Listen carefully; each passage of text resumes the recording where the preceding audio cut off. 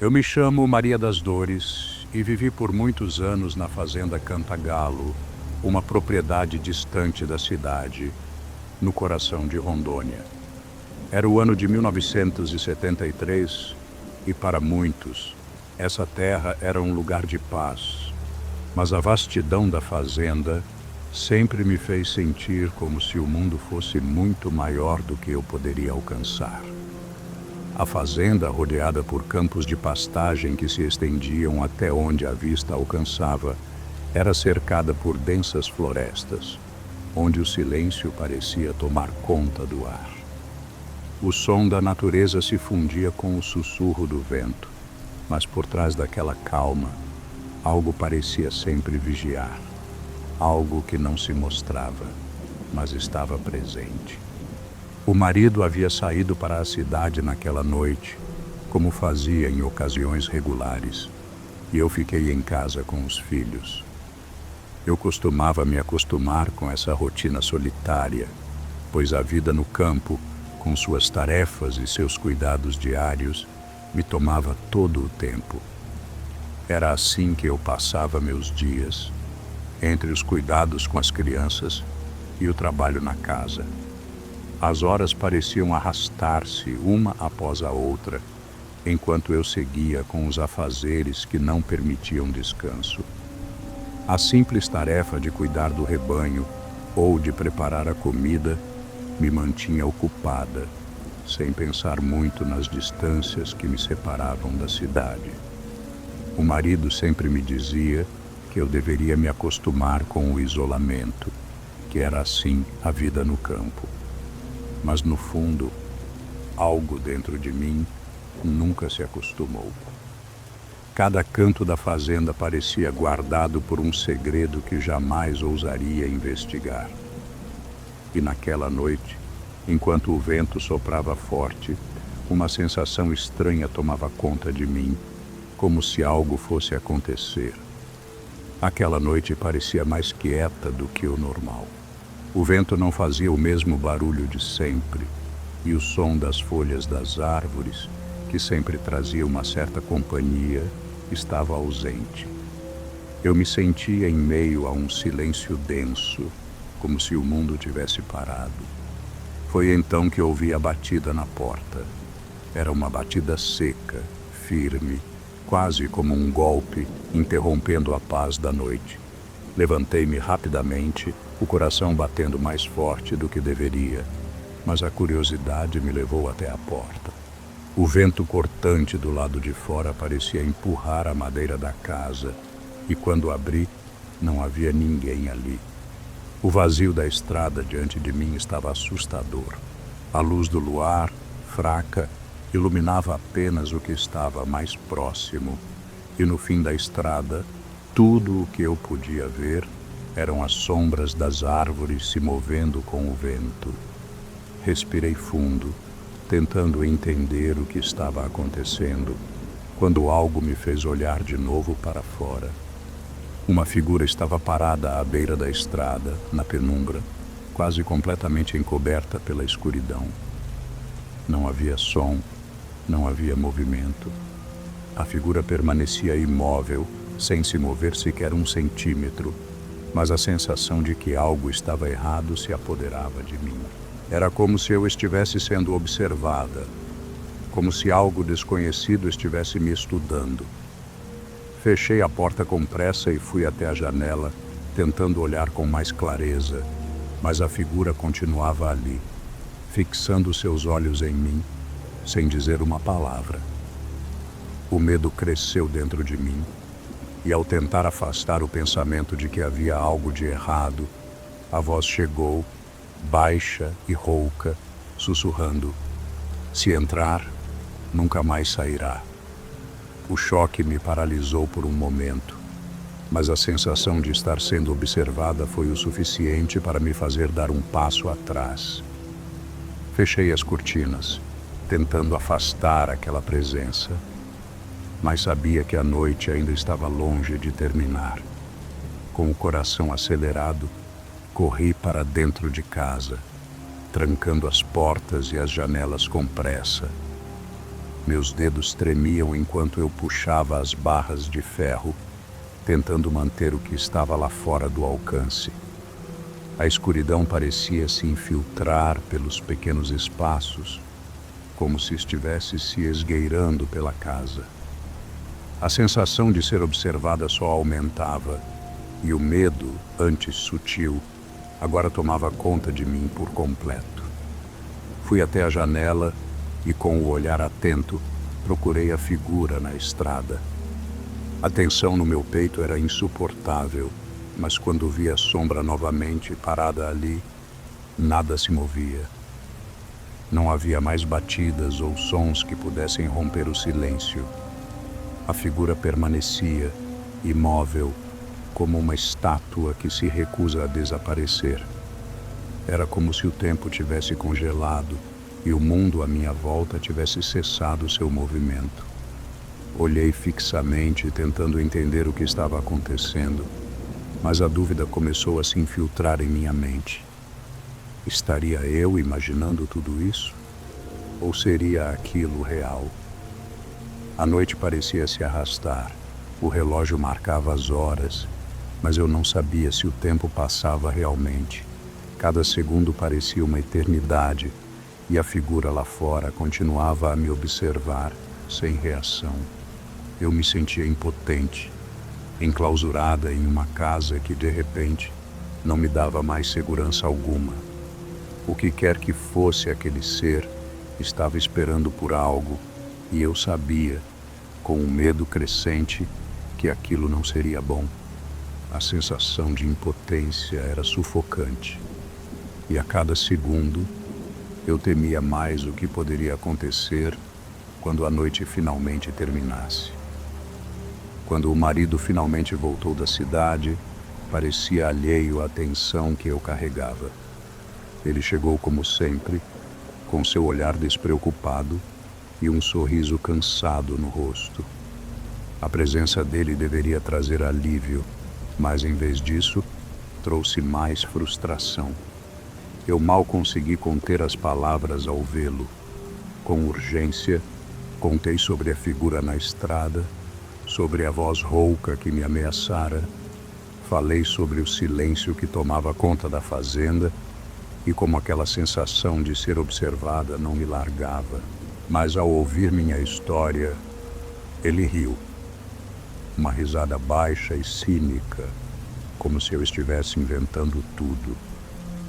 Maria, você sabe que isso deve ser coisa da solidão. A fazenda é grande demais e a gente fica com a cabeça cheia de ideias. Não passa de uma visão noturna ou um truque das sombras, disse ele com a mesma calma de sempre. Aquela resposta me cortou como um facão. Não havia dúvida em sua voz, nem uma centelha de preocupação.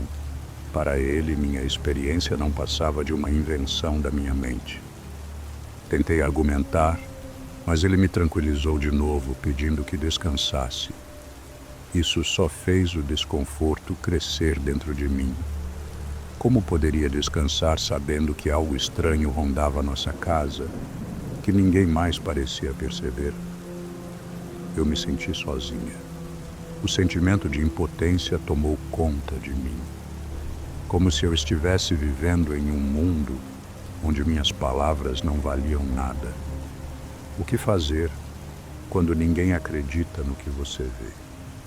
Quando a luz do amanhecer finalmente atravessou as cortinas, uma sensação de alívio percorreu meu corpo. Mas logo, ao olhar pela janela, vi que algo estava terrivelmente errado. O rebanho de bois, normalmente calmo e ordenado, estava espalhado pela fazenda de forma caótica. Alguns estavam ao longe, outros próximos à casa, mas todos pareciam agitados, como se tivessem sido arrastados para um lugar desconhecido. Fui até o curral e o que encontrei me fez gelar. As peles dos bois estavam marcadas com profundas garras, como se algo tivesse os atacado, algo com garras afiadas e forças além da compreensão. Não era possível que algum animal selvagem tivesse feito aquilo. As marcas eram muito grandes, profundas demais para serem deixadas por qualquer criatura comum daquelas bandas. Algo maligno, algo muito mais sinistro havia passado por ali. Enquanto caminhava entre os bois, uma sensação de angústia me envolvia. As histórias da minha infância começaram a voltar à minha mente. Histórias de um ser estranho que habitava as florestas. O Homem de Curupira.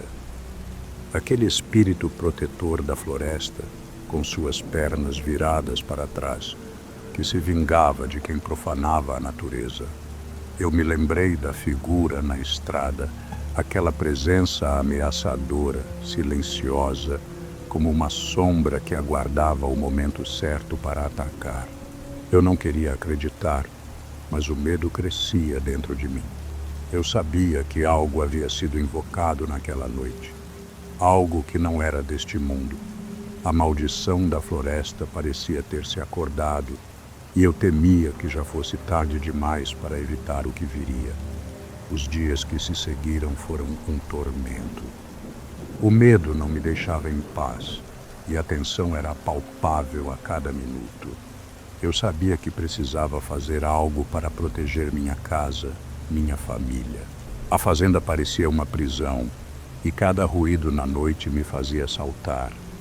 Comecei a colocar cercas mais altas, a reforçar as portas e janelas, mas sabia que nada disso poderia impedir o que estava à espreita na floresta. Não havia como proteger a alma contra o que eu sentia. Uma noite, decidida a encontrar uma solução, peguei o velho cavalo e tentei ir até a cidade. Precisava de ajuda, de respostas, mas a estrada parecia nunca me levar mais longe. Cada caminho que eu tomava parecia me trazer de volta à fazenda, como se a terra mesma me rejeitasse. A sensação de estar presa aumentava e não havia mais dúvida. Algo estava me vigiando. Quando a noite caiu novamente, a figura reapareceu, mais próxima do que antes. Os olhos brilhavam na escuridão, um brilho branco, frio, que me cortava a alma. Eu sentia que estava sendo observada, que aquele ser me estudava, aguardando o momento certo para atacar. Não pude mais ignorar. Preparei-me para o que parecia ser um confronto inevitável, mas quando me aproximei da margem da floresta, tudo ficou ainda mais estranho. A figura desapareceu entre as árvores, como se fundisse com a sombra, deixando o ambiente ainda mais denso. A floresta parecia ganhar vida. O vento uivava, as árvores se moviam de maneira incomum, e o ar estava carregado de uma presença impossível de ignorar. Algo estava se aproximando, mas ainda não sabia o que. Cheguei ao ponto de não saber mais o que fazer. A desesperança me consumia, e a sensação de que não havia mais escapatória só aumentava. Eu me via ajoelhada no chão, rezando em silêncio, buscando uma proteção que parecia distante, quase irreal. As palavras saíam de minha boca, mas a sensação de vazio persistia.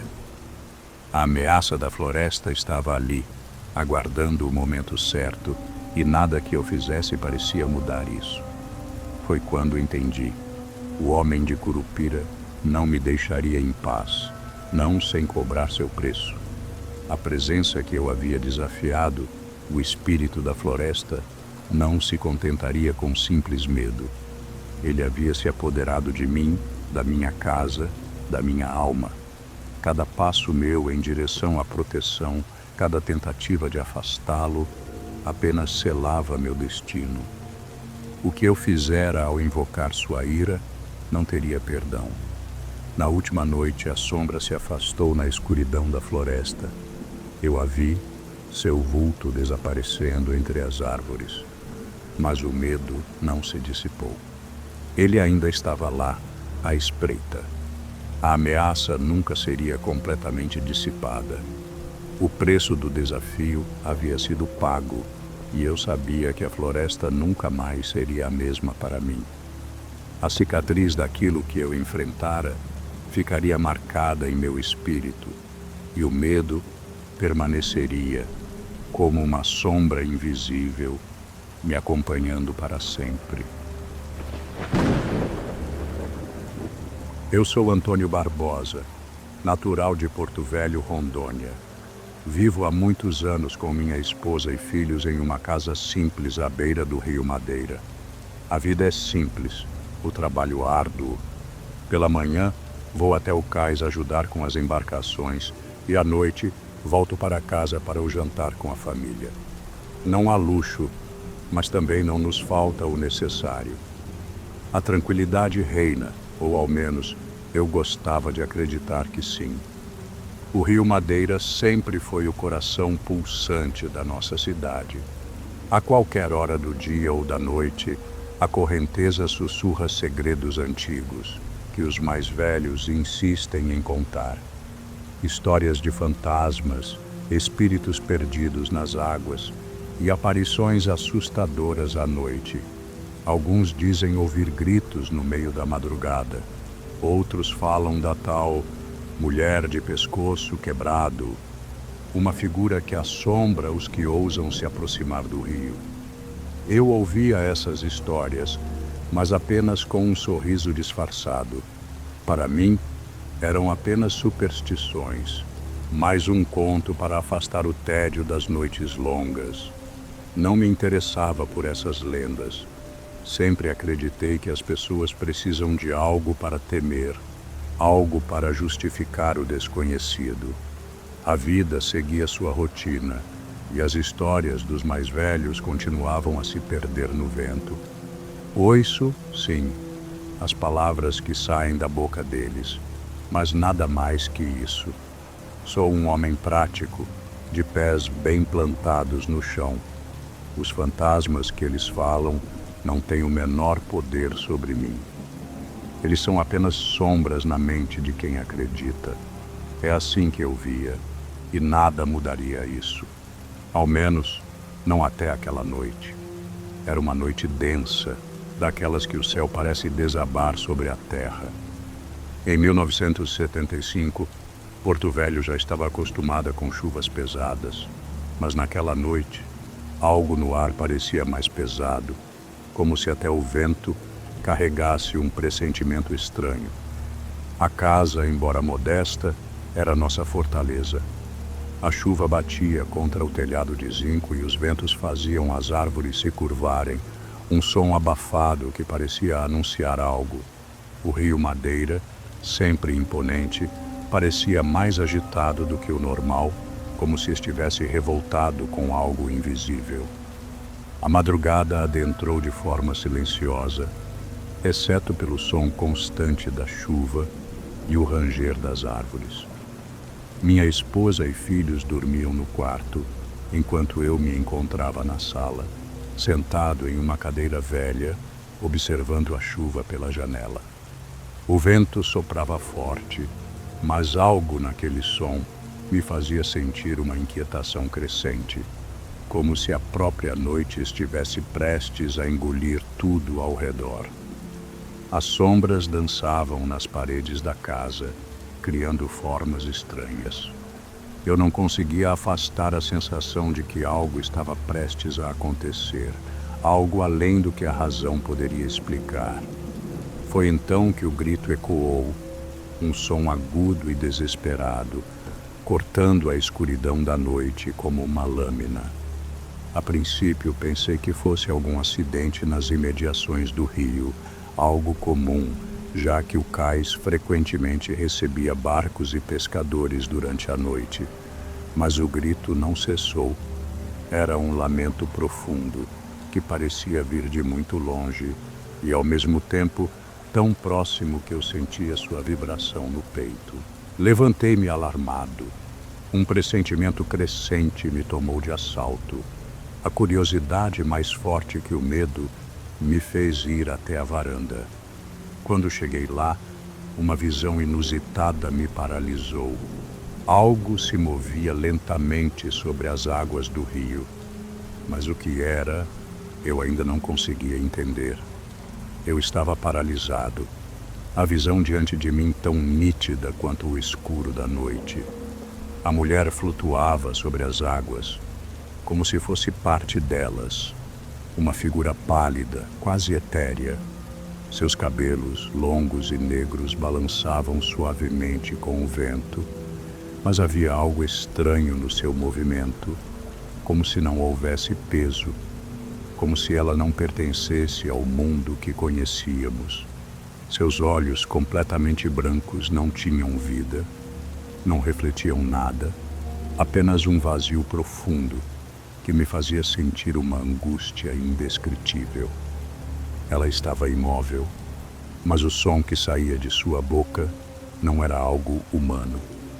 O lamento que ecoava no silêncio da noite era um choro profundo, quase como se sua alma estivesse presa em um sofrimento eterno. Era como se a mulher estivesse chorando, não por uma dor passageira, mas por séculos de angústia e solidão. O som parecia cortar a noite, atravessando minhas entranhas e fazendo meus ossos tremerem. Com a mente nublada pela incredulidade, eu tentei chamá-la. Uma palavra escapou dos meus lábios, mas ela não respondeu. Seus olhos, fixos em algum ponto além de mim, pareciam não perceber minha presença. Fui avançando, um passo após o outro, compelido por uma força que eu não conseguia controlar, mas algo me dizia para parar. O ar ao meu redor ficou gelado, mais frio do que qualquer noite que eu já tivesse vivido. Um gelo profundo que invadia minha pele e penetrava até os ossos, tornando cada movimento mais difícil. Meu corpo começou a vacilar, e foi quando percebi que algo inexplicável tomava conta de mim. Um medo profundo me impedia de falar, de me mover. A pressão que eu sentia aumentava a cada segundo. Com um esforço imenso, consegui recuar.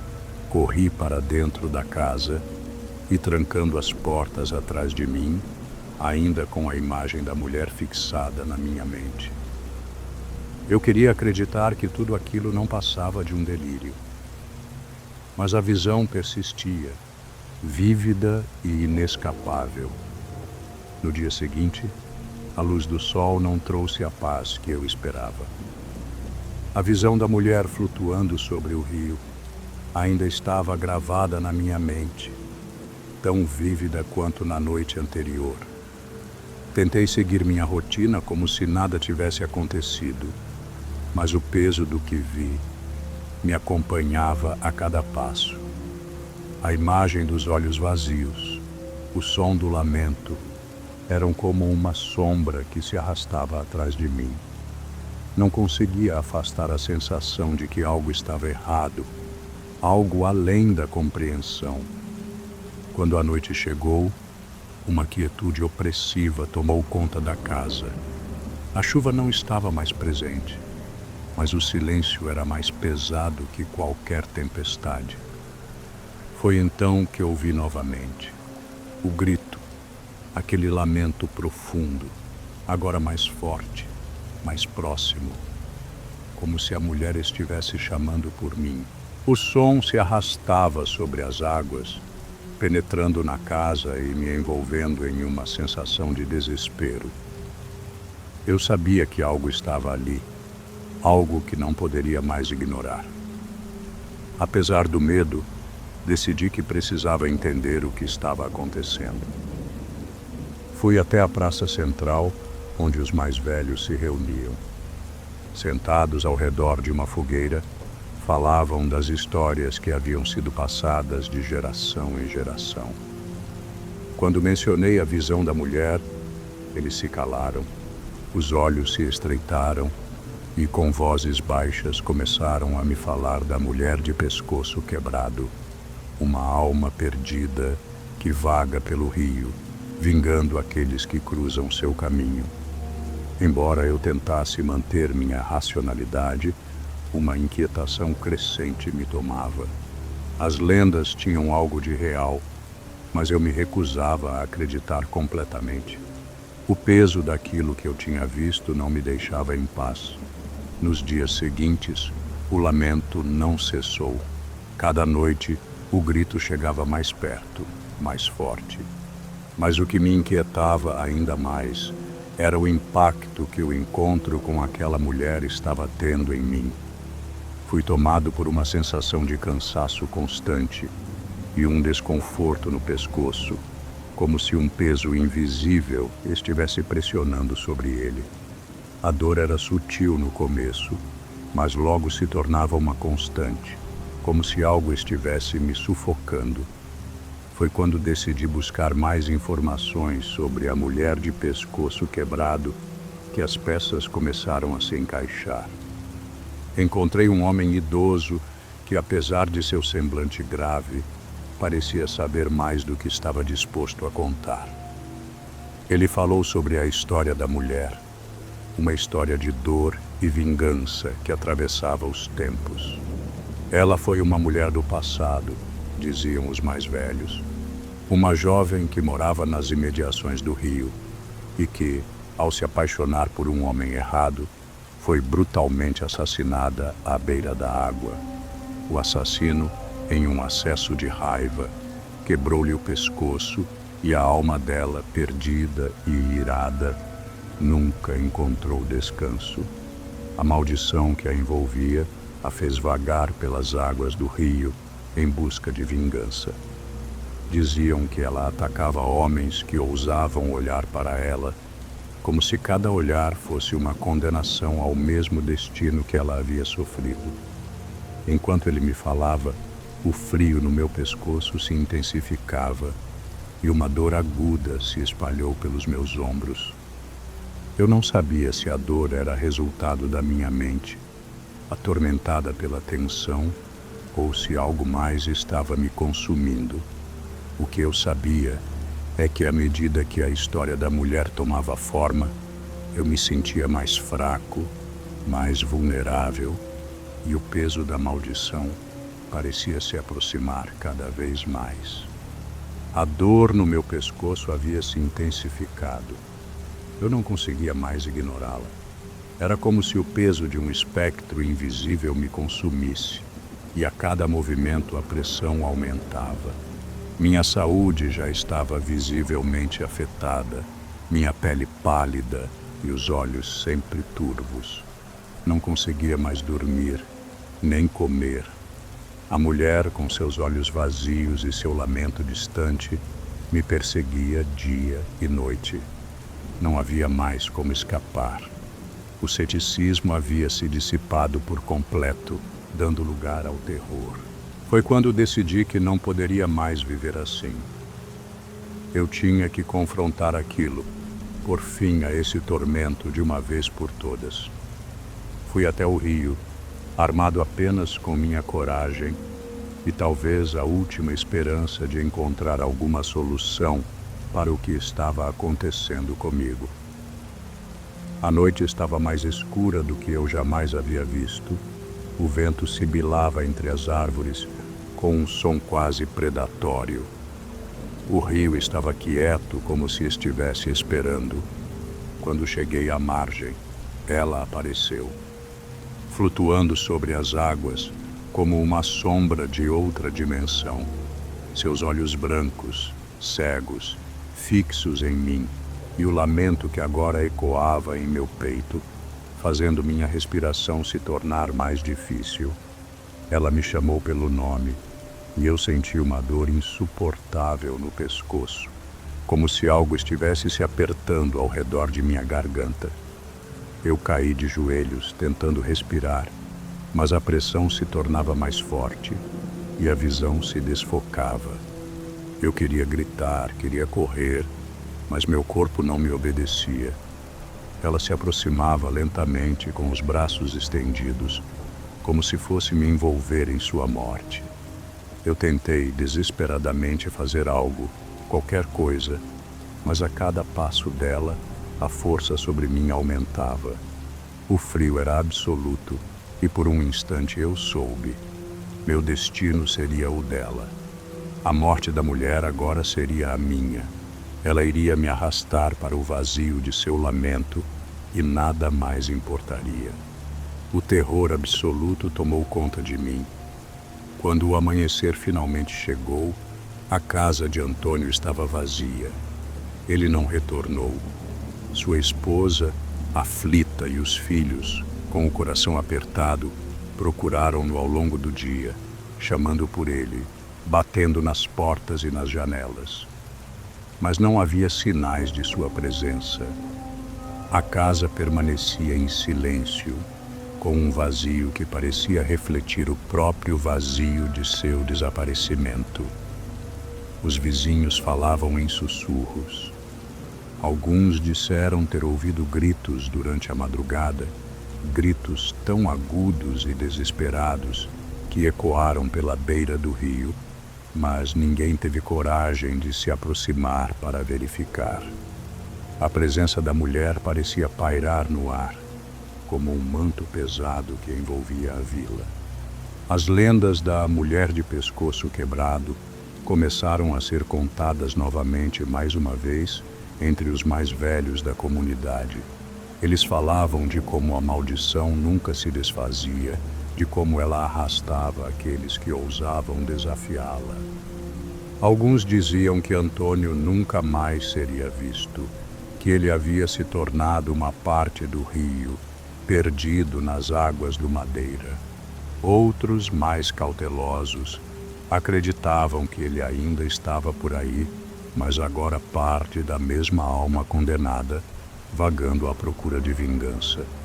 O que era certo é que, com o seu desaparecimento, a mulher continuava a sua busca. A casa de Antônio ficou vazia, mas o lamento da mulher ainda ecoava nas noites, mais forte, mais persistente.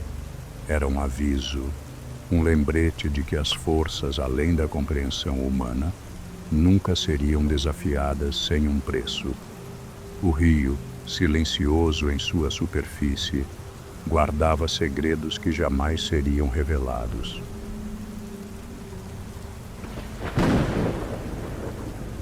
Eu sou Joaquim Ribeiro, nascido e criado às margens do rio Guaporé, em Rondônia. Desde a infância, o rio foi minha companhia constante. Aprendi a nadar antes mesmo de caminhar direito, e os segredos das suas águas turbulentas eram tão naturais para mim quanto o ar que eu respirava. Com o tempo, a força do rio se tornou minha aliada e inimiga, dependendo da vontade dele. O Guaporé, como é conhecido, não é um rio como os outros. Suas águas podem ser calmas como um espelho nas manhãs claras, mas escondem profundezas que poucos se atrevem a explorar.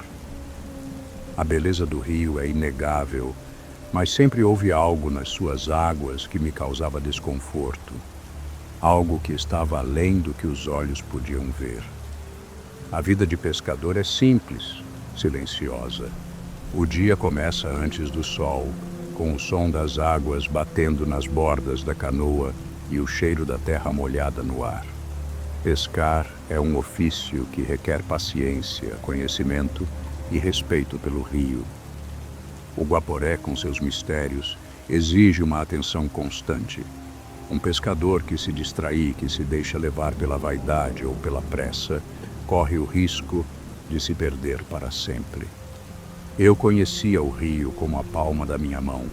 Sabia onde as correntezas eram traiçoeiras e onde as águas escondiam o que a vista não podia alcançar. No entanto, apesar de todo o meu conhecimento, algo sempre me incomodou, como uma presença nas sombras da água, algo que não poderia explicar. O Guaporé era como uma velha amiga que de vez em quando mostrava um lado sombrio que nunca me atrevia a entender completamente. O que me restava era continuar, seguindo o curso do rio, com uma sensação estranha de que ele guardava algo que eu ainda não tinha descoberto. Acordei antes do sol, como sempre faço.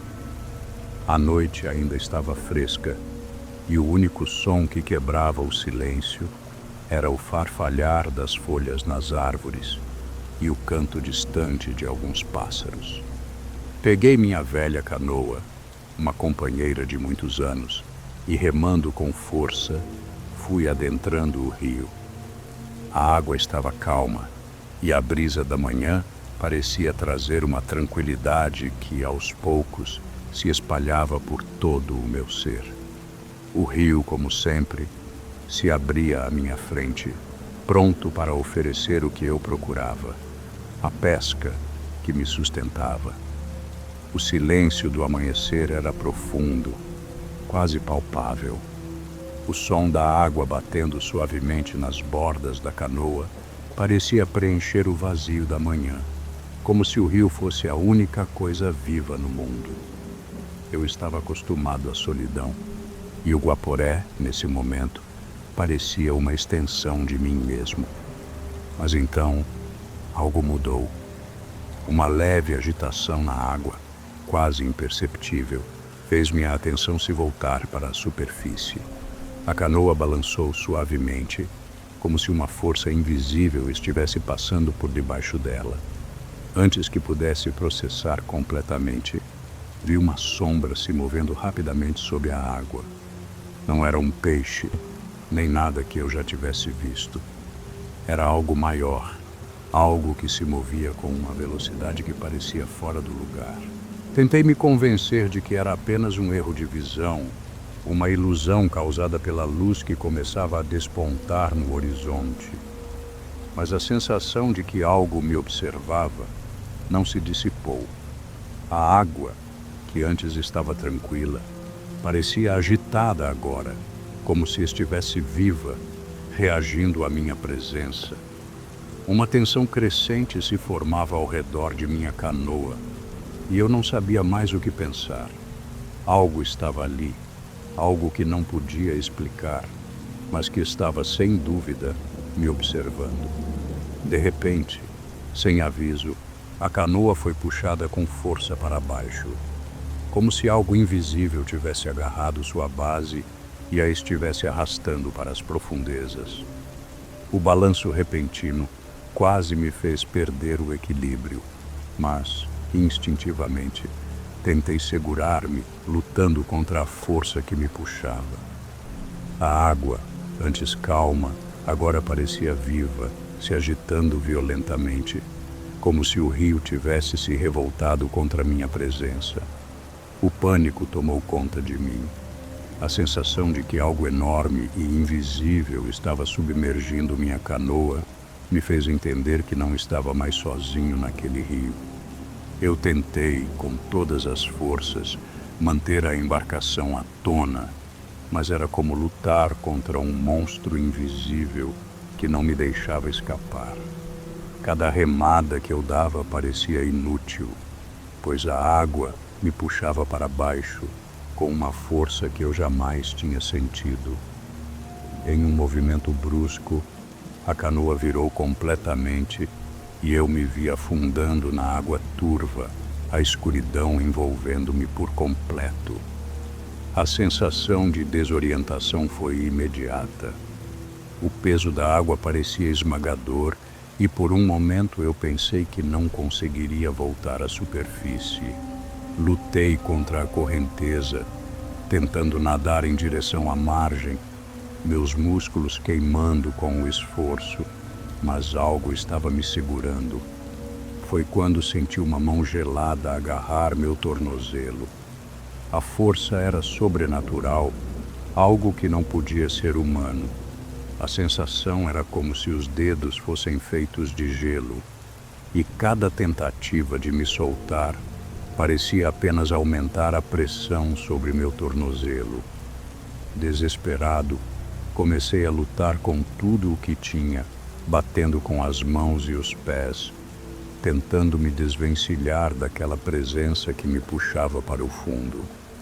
Mas a mão não me soltava, e a água ao meu redor parecia se fechar cada vez mais, como se o rio quisesse engolir-me por completo.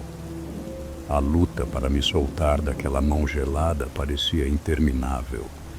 Cada movimento meu era resistido por uma força que não podia ser descrita como humana. Não era o aperto de um homem, nem mesmo o de um animal selvagem. Era algo mais antigo, mais profundo, algo que pertencia às águas do Guaporé. Eu sentia que não estava lutando contra uma criatura comum, mas contra algo muito mais incompreensível, algo que se escondia nas sombras das águas. A água ao meu redor parecia se mover com vontade própria, como se respondesse aos meus movimentos, guiando-me para mais fundo, mais perto daquela presença que me prendia. Tentava nadar, tentar escapar para a margem, mas a sensação de ser puxado para o fundo era forte demais. Era como se a água estivesse viva, manipulando minha trajetória, fazendo com que cada esforço fosse em vão. Eu não conseguia entender o que estava acontecendo. O tempo, de alguma forma, parecia se distorcer, tornando cada segundo uma eternidade de pavor. Meu corpo estava exausto, mas a vontade de sobreviver me mantinha em movimento. Então, uma risada baixa e estranha começou a ecoar nas águas. Não era um som de um ser humano, mas algo cruel, algo maligno, que se espalhava como um sussurro pelo rio. A risada parecia se originar de todo o ambiente ao redor, como se o próprio rio estivesse zombando de minha luta. Algo me dizia que aquilo não era normal, que eu estava em um perigo mortal, mas não conseguia compreender completamente o que estava atrás de tudo aquilo. A angústia me consumia e cada fibra do meu ser me gritava para sair daquele lugar, mas a força que me puxava não me deixava ir. Já exausto, quase sem forças, consegui finalmente alcançar a margem. Meu corpo, tremendo de frio e cansaço, mal conseguia me sustentar enquanto me arrastava para fora da água. A mente, contudo, estava ainda mais inquieta, como se algo a estivesse atormentando. Enquanto tentava recuperar o fôlego, uma lembrança se infiltrou na minha mente, algo que os mais velhos sempre falavam quando nos reuníamos para contar histórias à noite. O Guaporé guarda mais do que peixe e correnteza, Joaquim. O rio esconde segredos. Um deles, o boto cor-de-rosa, seduz os homens e os leva para as profundezas. Essas palavras, ditas tantas vezes ao longo dos anos, voltaram agora com força, ecoando como um alerta que eu nunca tinha levado a sério. Os mais velhos falavam sobre uma criatura que se escondia nas águas, uma entidade capaz de assumir a forma de um homem, de seduzir os pescadores com sua presença encantadora e depois arrastá-los para a morte. O boto, com seus poderes sobre o rio, controlava as águas e manipulava os homens até que se afogassem.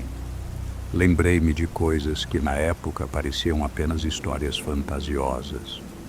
Os pescadores desaparecendo sem deixar rastro. As noites em que algo estranho pairava sobre o rio. Um desconforto crescente no ar. Eu pensava que eram apenas lendas, histórias para afastar os mais jovens do rio à noite.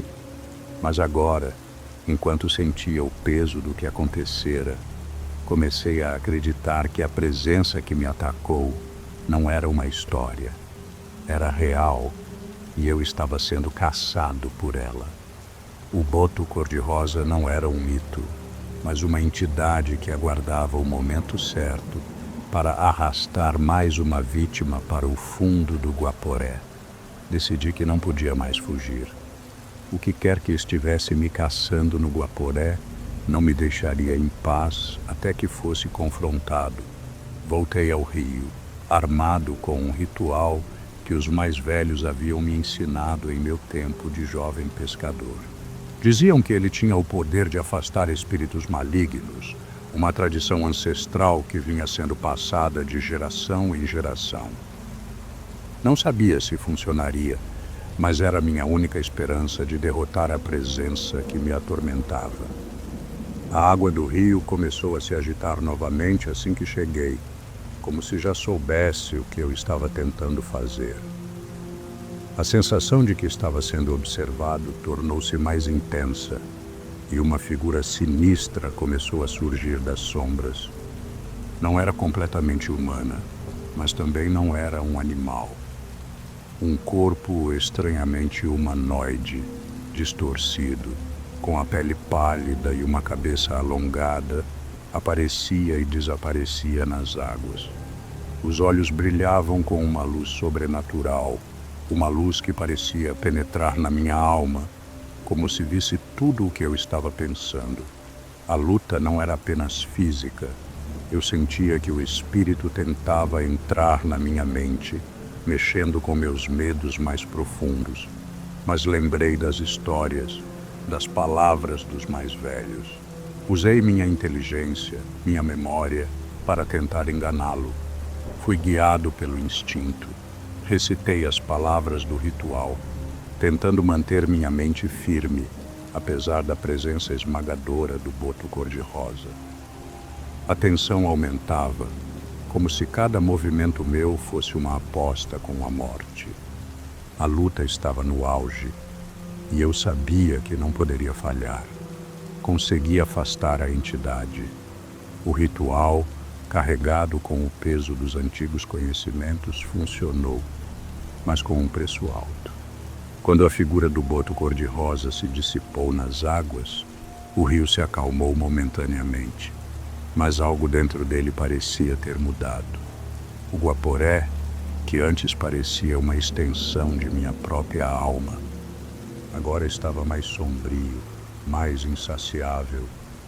As águas se moviam com uma violência que eu nunca havia presenciado, como se, ao afastar a criatura, eu tivesse despertado algo ainda mais terrível. Retornei à vila, mas, ao chegar, algo em mim havia se quebrado. As pessoas me olharam, mas não era mais o mesmo homem que havia partido. Eu podia sentir que o rio, embora temporariamente afastado, não me deixaria em paz.